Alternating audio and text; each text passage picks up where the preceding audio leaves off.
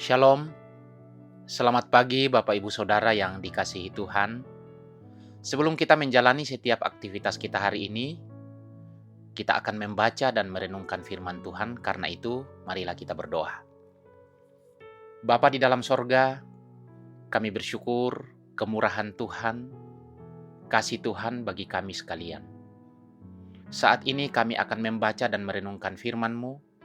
Kami mohon Tuhan menolong kami, supaya kami bisa memahami dan mengertinya, dan kami diberi sukacita untuk melakukannya sepanjang hidup kami. Dalam nama Tuhan Yesus, kami berdoa. Amin. Saudara yang dikasihi Tuhan, firman Tuhan yang akan kita baca dan renungkan pagi ini dari Mazmur 31 ayat 24 sampai 25. Mazmur 31 ayat 24 sampai 25. Demikian firman Tuhan. Kasihilah Tuhan, hai semua orang yang dikasihinya. Tuhan menjaga orang-orang yang setiawan. Tetapi orang-orang yang berbuat congkak, diganjarnya dengan tidak tanggung-tanggung. Kuatkanlah dan teguhkanlah hatimu, hai semua orang yang berharap kepada Tuhan. Tema renungan kita hari ini adalah berpegang pada kuasa Allah. Saudara yang dikasihi Tuhan, cara untuk menghadapi tekanan dalam keputusasaan adalah dengan mengingat kembali betapa sering Allah membuktikan bahwa ketakutan dan ketidakpercayaan kita sebenarnya hanyalah cara iblis untuk membawa kita meragukan kasih Tuhan. Berapa kali Tuhan sudah menolong kita? Berapa kali Ia mengulurkan tangannya ketika kita merasa tenggelam? Bila kita pernah melihat campur tangan Allah, maka kita memiliki alasan kuat untuk tetap mengangkat kepala kita. Satu-satunya hal yang benar-benar membuat seseorang tenggelam dalam keputusasaan adalah ketika ia melepaskan pegangan pada kuasa Allah, bukan karena Allah berhenti berkuasa. Ingatlah juga bagaimana Allah berkali-kali menyingkapkan bahwa suara ketidakpercayaan itu bohong. Bukankah Ia sering mengetuk pintu hati kita dengan penghiburan yang lembut dan pertolongan yang nyata. Justru pada saat-saat ketika kita telah memadamkan pelita harapan dan berhenti mencari Dia.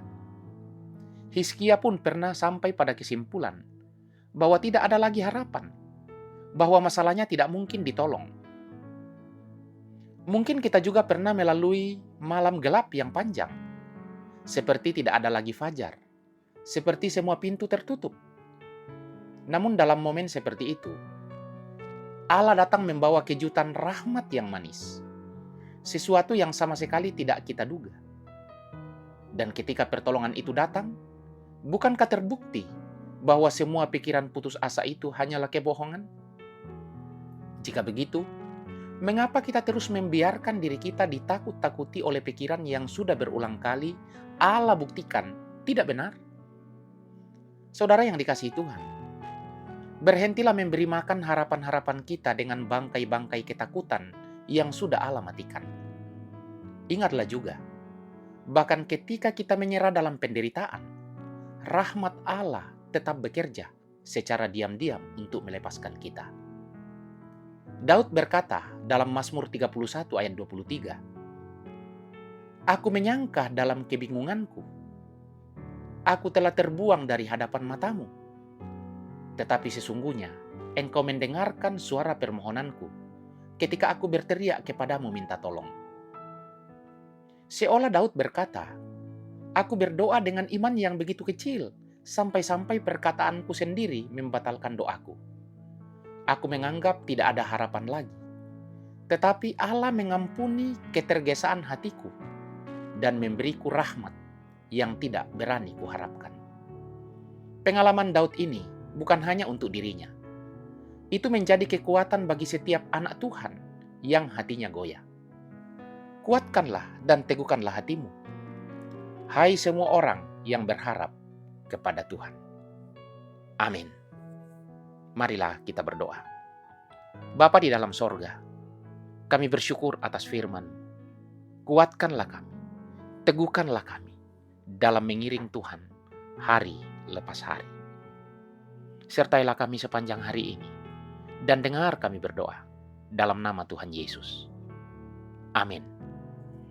Saudara yang dikasihi Tuhan, selamat beraktivitas, selamat berkarya. Tuhan memberkati kita sekalian.